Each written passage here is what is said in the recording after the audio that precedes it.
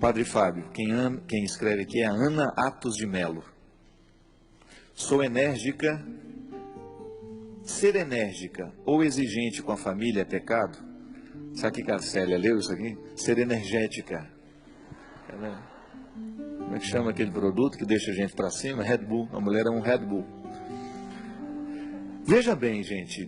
Toda criação, a boa educação, educar os filhos, a gente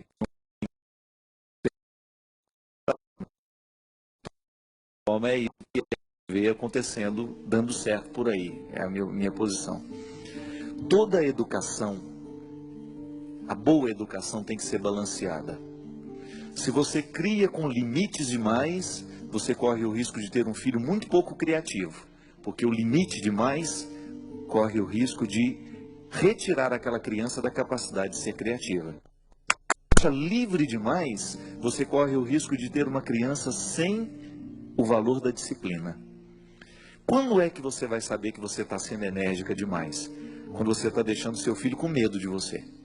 Filho não tem que ter medo de pai e de mãe. Filho tem que ter respeito. Medo é uma coisa que não deve existir entre pai e filho. Respeito, sim. Por isso que, quando você percebe que o seu filho já tem medo de lhe contar a verdade, cuidado. Pode ser que você tenha sido enérgica demais e não soube criar a ponte para chegar até ele. O tempo todo, na educação dos filhos, nós precisamos estabelecer pontes. Todo dia tem que construir uma ponte nova, viu? Porque a distância do filho com o pai vai crescendo à medida em que ele vai crescendo no corpo, na alma, na estatura, em tudo. É como se nós tivéssemos que atravessar o mesmo rio todos os dias, mas para cada dia aquele rio tem um pouquinho mais de margem. Então a ponte que você construiu hoje para chegar ao seu filho hoje, ela não serve amanhã, porque o seu filho terá crescido um pouquinho mais amanhã. Isso é uma regra muito simples que eu inventei agora, só para a gente poder entender que à medida em que esse rio se torna mais caudaloso e largo, ele se torna mais perigoso também. É muito fácil você cuidar de um riachinho, não é verdade? É muito fácil você ter o cuidado de um pequeno riacho. Mas o riacho, à medida em que ele vai recebendo os afluentes, ele vai se transformando em rio. Quem são os outros afluentes?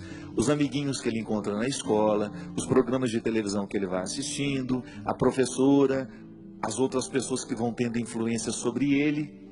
Daqui a pouco, aquele riachinho que era o seu filho se transformou num rio caudaloso. E se você não construiu pontes todos os dias para atravessar e chegar a este menino, você corre o risco, então, de morrer afogado no próprio filho que você criou. O que é morrer afogado no próprio filho? É você perder o controle da situação. Aqui no meu livro, que nós estamos lançando, O Sequestro da Subjetividade, tem uma história que eu conto que se chama O Pequeno Agressor. O pequeno agressor é um menino que aos 7 anos de idade manda na mãe. A mãe tem verdadeiro pavor do filho, ela tem medo do filho, ela já não tem mais autoridade de chamar a atenção dele, ela já não tem mais autoridade de dizer para ele o que é certo e o que é errado. Por quê? Porque o menino, apesar de ser muito pequeno, ele tem um domínio imenso sobre ela. Sabe como começou o domínio? Porque essa história é real. É porque a mãe foi muito maltratada quando criança. O pai dela era muito bravo. Então ela tinha medo de fazer com o filho o mesmo que o pai fez com ela. Então ela foi pelo lado oposto. Ela deixou o menino livre demais. Deixou o menino sem limites. E o menino que não aprendeu a ter limites, como ele foi se tornando um rio caudaloso, ele afogou a própria mãe. Porque ela perdeu. O menino, aos 7 anos de idade, minha gente, ele já agredia fisicamente a mãe. Chegou a agredi-la uma vez, aqui no livro eu até conto, agrediu com uma tesoura. Veja bem, esse menino foi vítima de um sequestro. Que sequestro é esse? A falta de educação. Quando a gente não coloca limites nos filhos que nós temos, nós estamos impedindo o desenvolvimento de uma subjetividade saudável. Aí a gente rouba aquilo que ele tem de precioso. Porque dentro daquela criança existe a capacidade de compreender a autoridade do pai. Só que se ele não for ensinado todos os dias, ele não vai aprender. O rio foi se tornando caudaloso, deixou de fazer a ponte. Aí você já não sabe mais a medida. Você já não sabe mais como atravessar, você não sabe mais como chegar da outra margem. Então, se a gente quiser, de fato, educar com qualidade, nós precisamos saber colocar o limite e o amor. O Chalita escreveu um livro muito interessante, que é a Pedagogia do Amor. No livro ele fala justamente dessa capacidade que o amor, que o afeto tem de educar uma pessoa. Porque você retira dela o medo. Você coloca o amor. São Paulo já fala isso de maneira muito bonita numa das suas cartas. Onde há o amor, não há o medo. E é verdade. Eu às vezes fico pensando, minha gente, que uma das grandes dificuldades que nós temos como igreja é que nós deixamos de ensinar o amor de Deus. A gente ficou ensinando demais as suas leis. A gente ficou falando demais dos 10 mandamentos. A gente falou demais dos 7 pecados capitais. A gente falou demais do pecado. E a gente esqueceu de dizer que Deus é amor. Todo mundo tem medo de lei. Todo mundo tem medo de errar e a lei ser punido por ela. Então, muitas vezes, até mesmo dentro da religião, nós não temos cristãos educados para o amor, porque eles foram educados para o medo. Não amam a Deus porque amam. Amam a Deus porque vivem para não ir para o inferno. Aí perde o melhor da festa. O amor que eu tenho a Deus não é para me livrar do inferno, não. É para me dar a vida.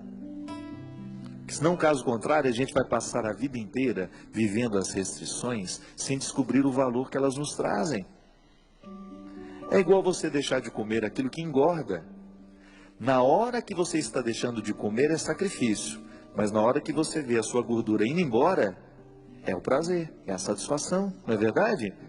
Quem segue de fato, com disciplina, com amor, uma dieta, vai viver o sofrimento da restrição, mas vai também viver a satisfação do resultado.